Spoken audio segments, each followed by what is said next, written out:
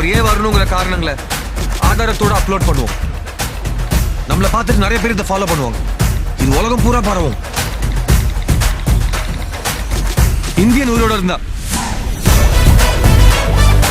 இந்தியர்களோட இதய துடிப்பு அவர் கண்டிப்பா கேட்கும்.